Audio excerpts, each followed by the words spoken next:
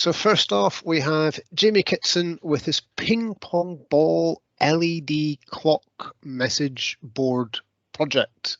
I don't know what resolution you get in a ping pong ball, but I think we're about to find out.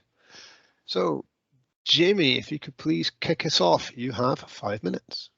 Yeah, hi everyone. I'm from the .NET developers in Team South. And yeah, for a while I've been wanting to build some sort of LED clock stroke message board system. And I always thought what this guy does is quite cool. Obviously you can see he's done a massive panel, and he's done it in kind of the sort of what I'd call the obvious way, in that he's created a matrix of ping pong balls in a sort of square matrix with an LED behind each one.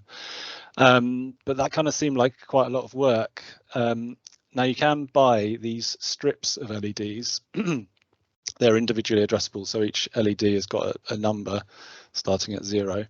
And the problem is that they are 30 millimeters apart, and a ping pong ball is a 40 millimeter diameter.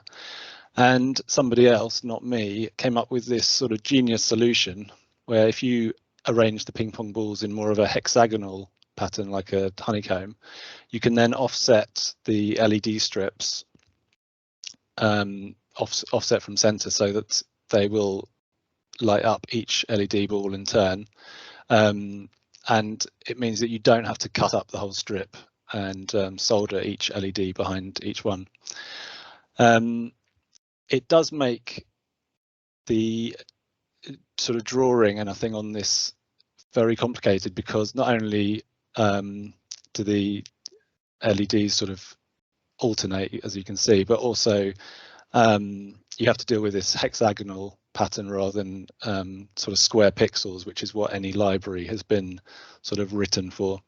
What you can see here are the green is where you would put the numbers of the clock in this design, and when with static digits, it's actually quite easy to do, because you just have to sort of hard code the number of the LED, the index of the LED that you want to light up. So I've got a demo running here, which I hope you'll be able to see on my screen. So as you can see here, we've got a 0 here, which is not a great 0, and then again not a great 4, but you can kind of read it. I'll just demonstrate there, 5 better. I'll just demonstrate how sort of tricky it is to deal with this format. But if I shift the ping pong balls by 1 that way, you can see it now just makes no sense. And also, if I take this off, you can just about read the 5 maybe.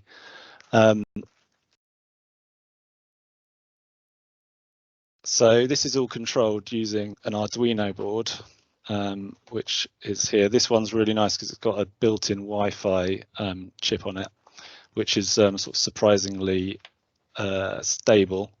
And having Wi-Fi allows us to get the time from the internet. This is the IDE, which you can program the Arduino board in C or C++. It's a pretty basic IDE, but it's got a really nice like package manager library system, which allows you to get stuff that loads of other people have written. I have discovered when I was researching this that there is a Visual Studio plugin, which in my experience in the last few days really doesn't work very well. And there's also apparently an update to this IDE, which is has been in beta for 2 years. I don't know what that says. But of course, having Wi-Fi capability also allows us to run a web server on this thing, because everything needs a web server. So I have this web page here, very simple, which allows us to submit messages from any device on this Wi-Fi network. So if I switch back to my demo, you can see the message coming across. As you can see, this is in italics, which allows us to deal the ping pong balls as if they were square pixels, because if you're kind of doing it in italics, you can see that you've got you can treat them as square pixels. So it's actually a bit easier to deal with. So if I take this off now, you can actually almost read it like that. And if I go back to this image, you can see that if with italics, you just have to run up the 2 pixels at a time up here. Fantastic, Jamie. That was actually really good. Really good. I was well impressed at the scrolling italics text. That was fantastic.